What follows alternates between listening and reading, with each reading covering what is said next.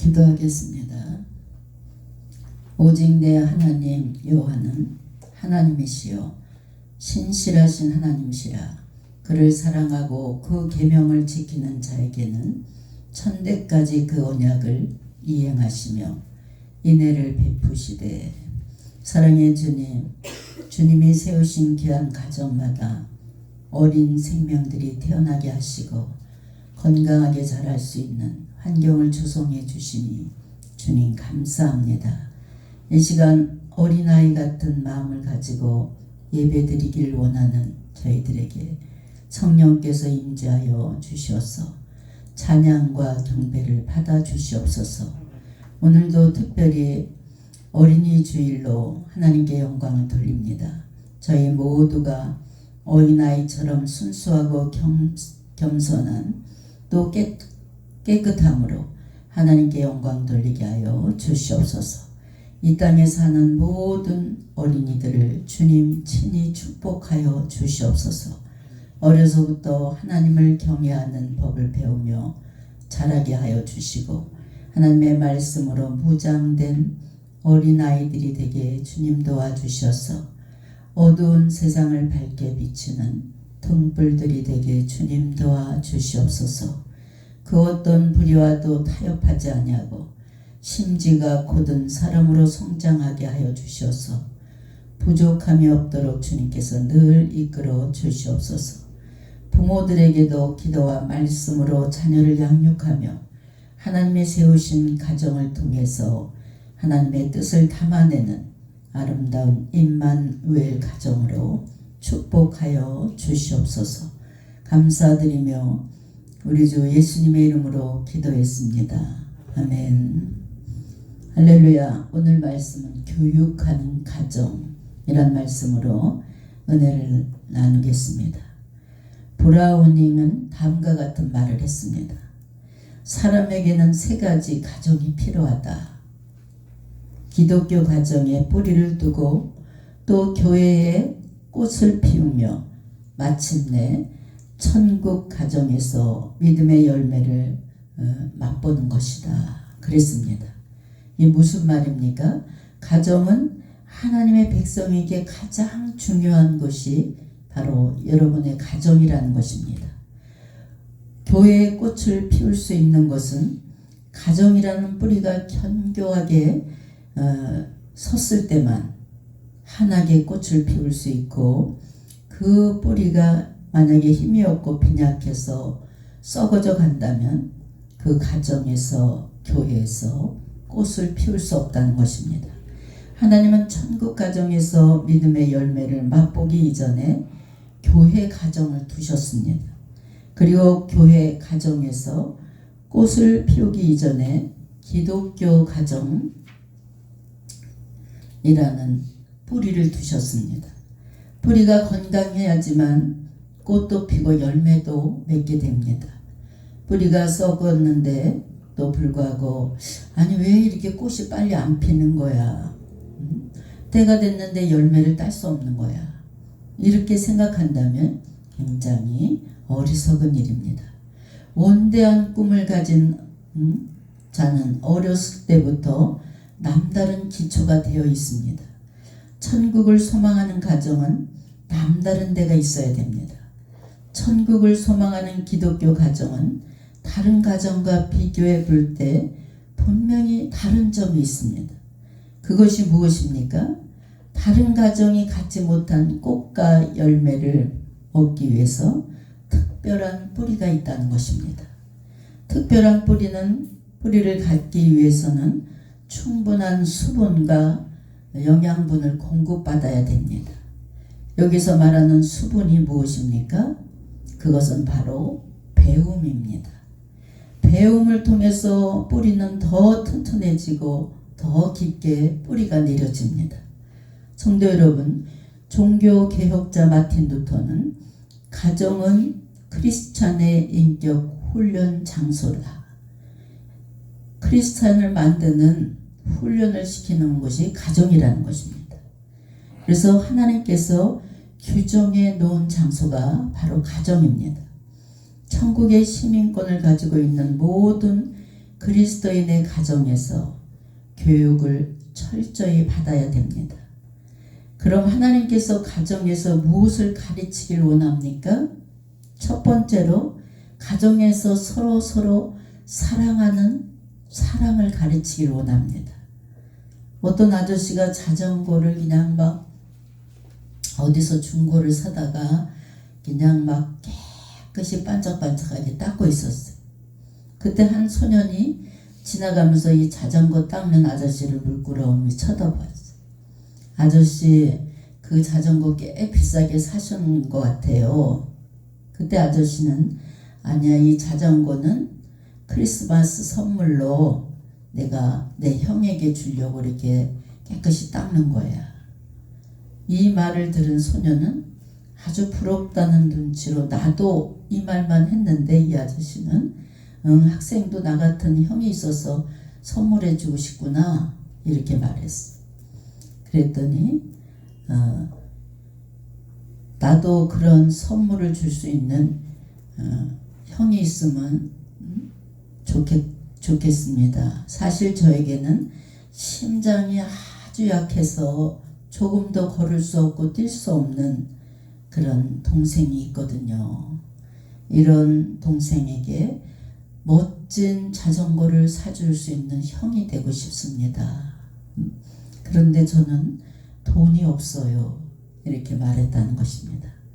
성도 여러분, 우리 자녀들에게 우리는 무엇을 가르치고 있습니까? 또 자녀들에게 무엇을 기대하고 있습니까?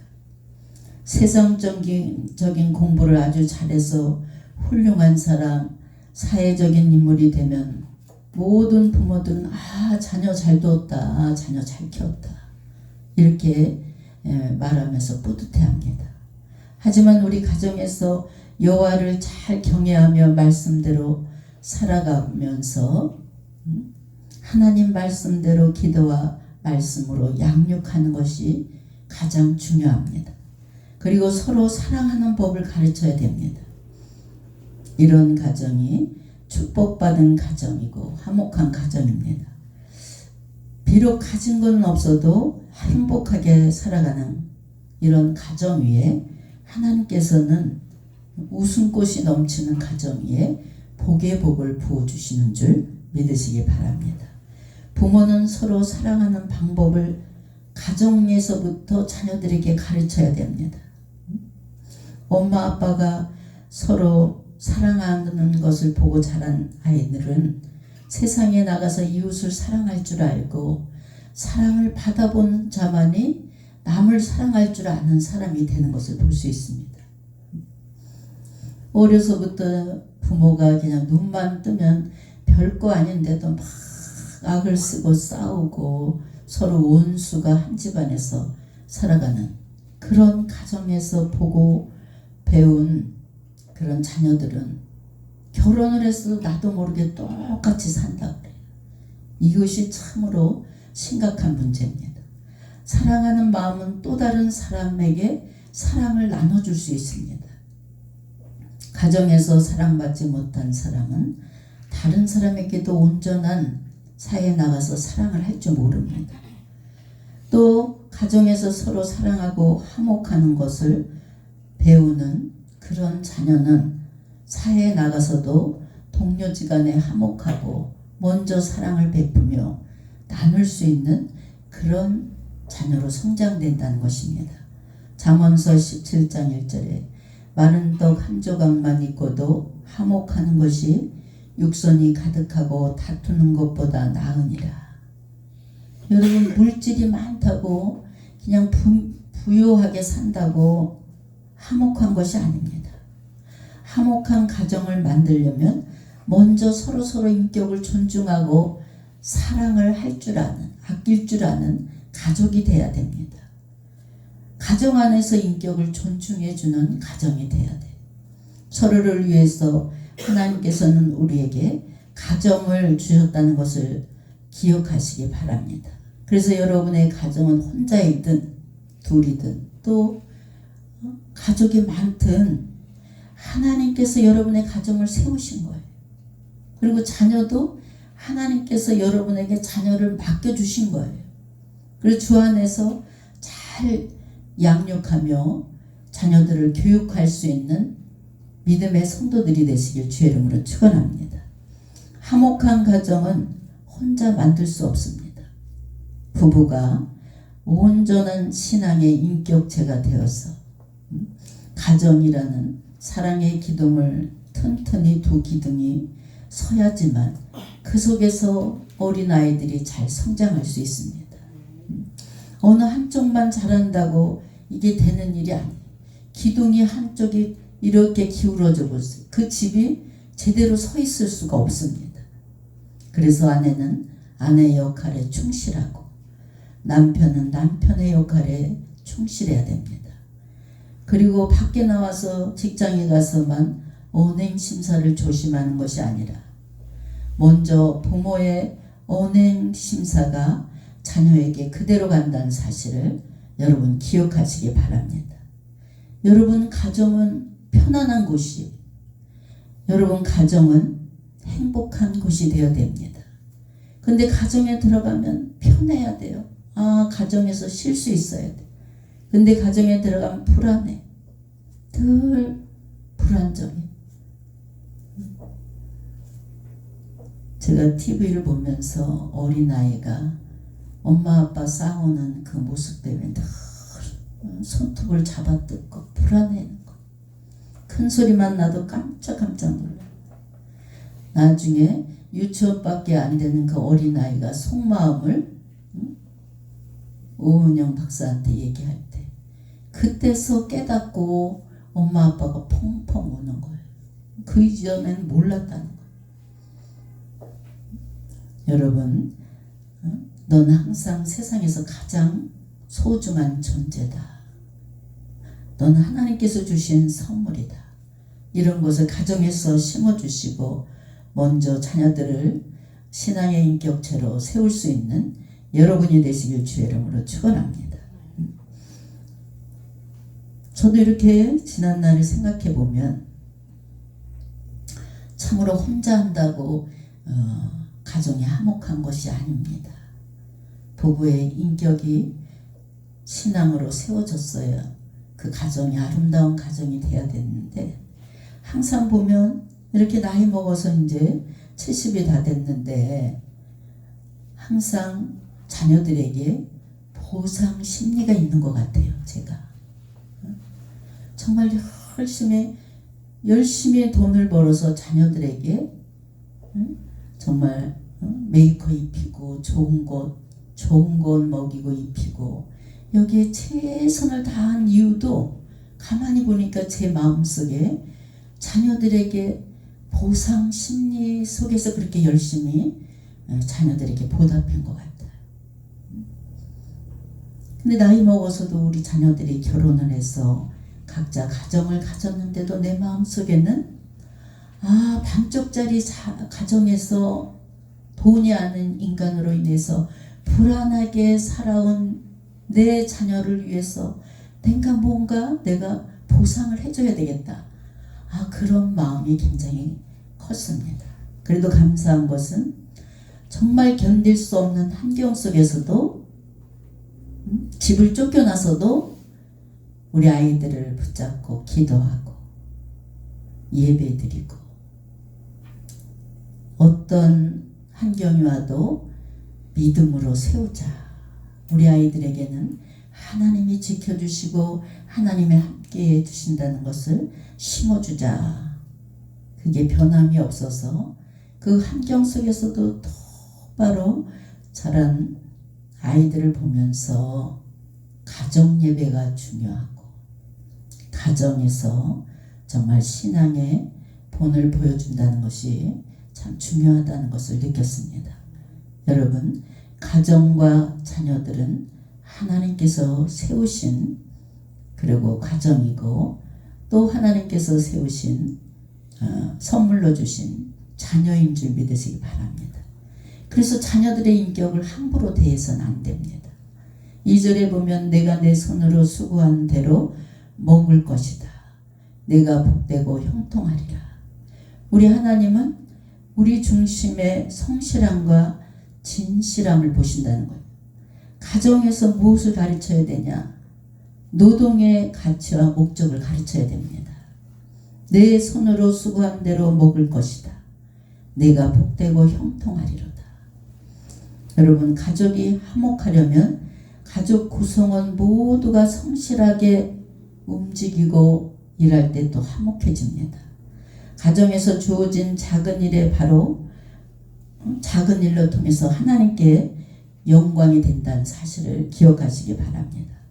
데살로니가전서 4장 11절로 12절에 보면 또 너희에게 명한 것이 조용하고 자기 일을 하고 너희 손으로 일하기를 힘쓰라.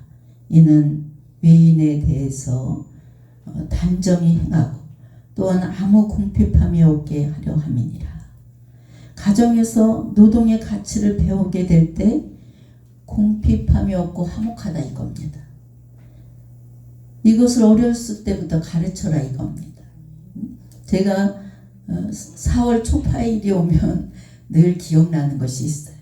그때는 그래서 삶은 계란을 잘 안 먹는 것 같아요. 제가 엄마가 양계장에 가서 계란을 그냥 낑낑대고 10판을 사갖고 왔어.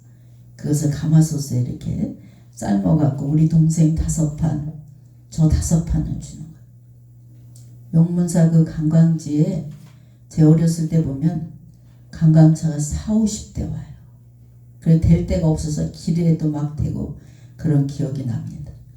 그럼 아침 일찍 양계장에 가서 계란을 사다가 삶아주고 가서 팔아오라 이거예요. 그래서 저는 우리 동생은 길 옆에서 봤는데 저는 다리 위에서 팔았어요. 왜 그랬냐? 우리 중학교 동창들이 오면 노는 날 놀러 와요. 그러니까 이렇게 보면 선배 오빠들이 오면 그냥 얼른 그냥 계란 4팽개 치고 다리 밑에 숨는 거예요. 그래가 신경이 어디 있으냐면 이 오빠들이 내려올 때가 됐는데 용문사 갔다 내려올 때 됐는데 이런 신경을 쓰고 팔은 적이 있어요. 그래서 다 팔아서 집에 갖고 가면 우리 어머니가 원금을 딱 제쳐놓고 팔은 이익금을 저에게 줘요. 그럼 이걸로 너 사고 싶은 것을 사라. 일 시킬 게 없으면 장로님한테 가서 부탁. 교회도 안 다니면서 우리 교회 장로님을 찾아가는 거예요.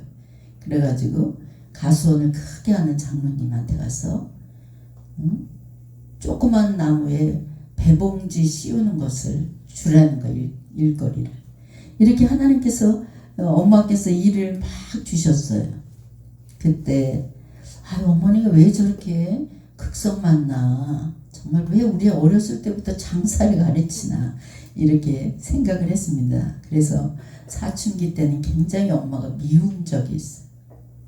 그런데 세월이 흘러 성장해서 이렇게 그 삶을 뒤돌아보니까 그게 산교육이었구나 이런 생각이 듭니다. 비록 넉넉한 생활은 아니었지만 참으로 우리 가정이 행복했구나. 그때 당시 먹고 싶은 거 입고 싶은 걸 다 먹고 입었으니까요. 아버지 사랑도 참으로 컸던 것 같아요. 그래서 두 분이 배움의 학식은 높지 않지만 삶 속에서 저 집이 인고 부부다, 인고 부부다 이런 소리를 많이 들었습니다. 근데 제가 중학교 때 한번 상처받은 적이 있는데 지금도 어머니 그 기억이 나요. 아궁이 앞에서 막 불을 떼면서 그 부지깽이로 막 두들기면서 그 보슬비가 소리도 없이 그 이별 슬픈 부산정거장 노래를 부르면서 우시는 거예요. 가만히 보니까 눈물을 흘리시는 거예요. 그때 아버지가 멀리 가셔서 일주일 일하고 또 오시고 이럴 때 엄마가 아버지한테 조금 의심병이 들어갔고 그냥 눈물을 흘리시는 거예요. 그때 제가 중학교 때 아빠가 오셨어요. 일주일 만에. 엄마 왜 그래? 왜 우는 거야? 너 아빠가 이렇게 온 날 3일이 지나서 또 안 오는 거 보니까 바람이 났나 보다. 그래서 제가 아빠 오셔서 막 아빠한테 따졌어요. 아빠, 엄마가 그랬는데 바람 난 게 아니냐고. 절대 그런 게 아니다. 엄마가 울던데 그게 아니래.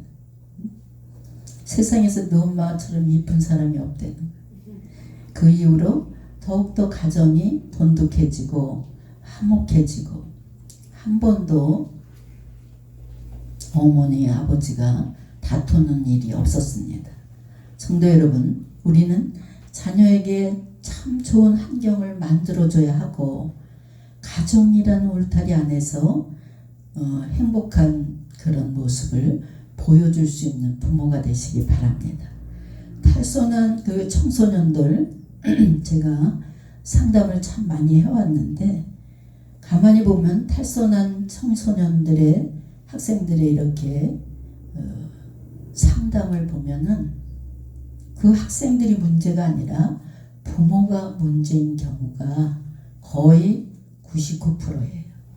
여러분, 성실하고 진실하게 분야대로 열심히 일하는 모습을 가정에서부터 배우시고 또 부모의 자리를 잘 지키고 자녀는 자녀의 자리를 잘 지킬 수 있는 그런 성숙한 가정들이 되시길 주님의 이름으로 부탁드립니다. 가정에서 또한 해야 될 일 중에 가장 중요한 일이 있다면 성경을 가르치는 것입니다. 어머니에게 성경을 배운 자녀들은 세상에 으뜸된 자녀가 됩니다.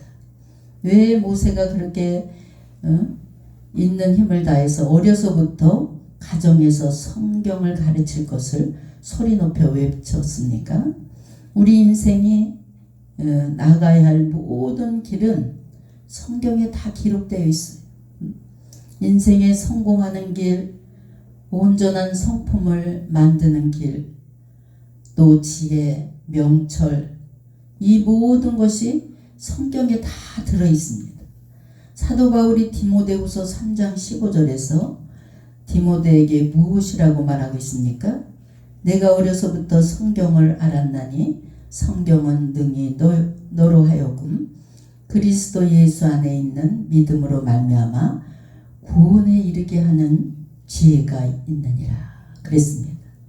하나님의 말씀을 제대로 배운 어린 아이들은 무엇이 돼도 사회에 나가서 한자리 합니다.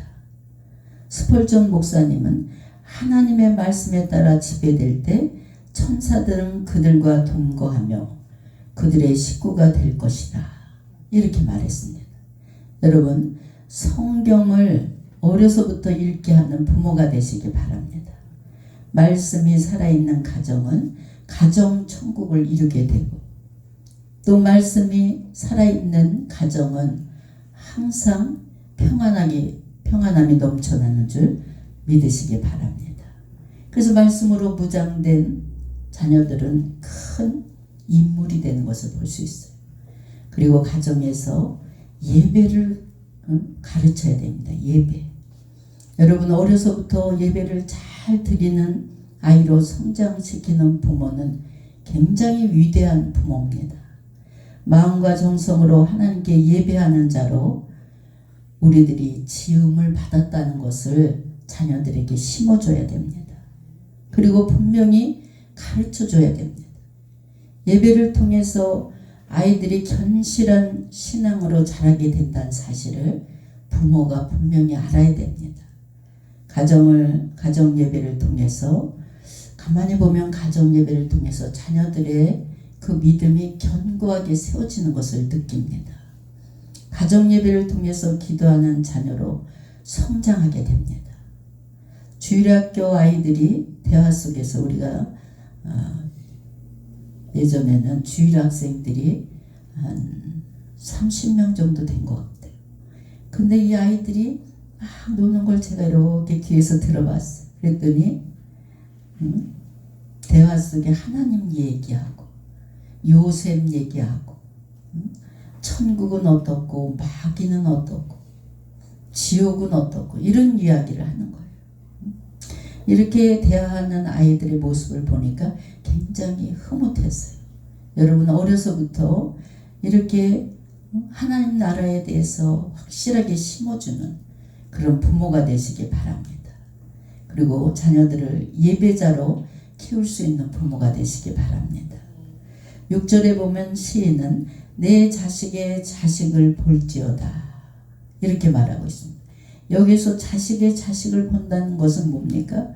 오래오래 장수한다는 거예요. 여러분 다 오래 살고 싶어 할 거예요. 금방 죽고 싶은 사람 없을 겁니다. 근데 오래오래 장수하는 그런 여러분의 가정이 되시기 바랍니다. 또 후손까지 복을 하나님이 주시는 복을 받게 된다는 거예요. 여러분 우리는 영생을 얻은 천국 백성입니다. 그러나 하나님께서는 기독교 가정에서 많은 것을 배우게 하셨습니다. 이런 특별한 가정을 허락하신 하나님께 감사하지 않을 수가 없다는 것입니다. 제가 어느 회장님을 만났는데 그냥 저를 만날 때마다 어머니 자랑을 하는 거예요. 우리 어머니는 정말 강대상에서 다 기도하시고 전도사로 일하면서 열심히 하나님밖에 모르고 이렇게 기도로 우리가 자라서 하나님께서 지금 85세인데 연세대를 들어가게 하시고 정말 화학계통의 유명한 그런 사람이 돼서 우리나라에서 큰 기업체 일기생으로 들어가 이렇게 막 자랑을 하는데 그 모든 자랑거리 속에는 어머니의 기도가 있었다는 거예요. 그래서 저분은 이제 남은 생에 다 하나님의 영광을 위해서 전 세계적으로 선교에 몰두하겠다는 거예요. 어려서부터 저렇게 믿음으로 신앙으로 이렇게 잘 훈련된 것이 이렇게 중요하구나 이런 것을 만날 때마다 제가 느꼈습니다.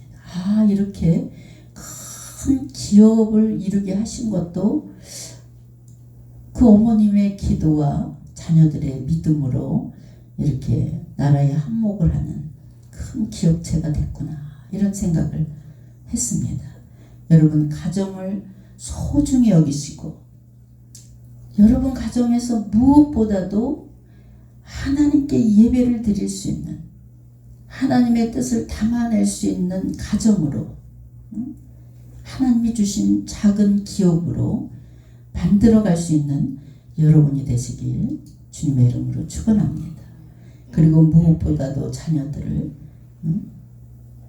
말씀 중심으로 믿음을 계속해서 확인하면서 정말 다른 것 다 잘못해도 다 용서해 주는데 교회 안 간 건 주일날 주일 안 지킨 건 막 화를 냈어요. 제가 여러분 우리 모두 가정 천국에서 믿음의 열매를 주렁주렁 딸 수 있는 그런 여러분이 되시길 주의 이름으로 축원합니다. 그리고 하나님 보시기에 심히도 아름다운 가정을 갖고 나갈 수 있는 여러분이 되시길 주의 이름으로 축원합니다. 기도하겠습니다. 고맙고 감사하신 하나님, 저희들에게 귀한 가정을 허락하여 주시고 하나님의 작은 성전으로 가정 천국을 이루며 살아갈 수 있도록 도와주시니 감사합니다. 저희들 주님이 허락하신 가정을 믿음의 가정으로 세우지 못하고 자녀들을 기도와 말씀으로 양육시키지 못함을 고백합니다. 주님 저희들을 긍휼히 여겨주시고 저희들 믿음의 가정으로 세워가면서 예배하는 자녀, 기도하는 자녀, 신앙의 인격으로 바로 선 자녀로 자녀 양육할 수 있도록 주님 함께하여 주시옵소서. 감사드리며 우리 주 예수님의 이름으로 기도했습니다. 아멘.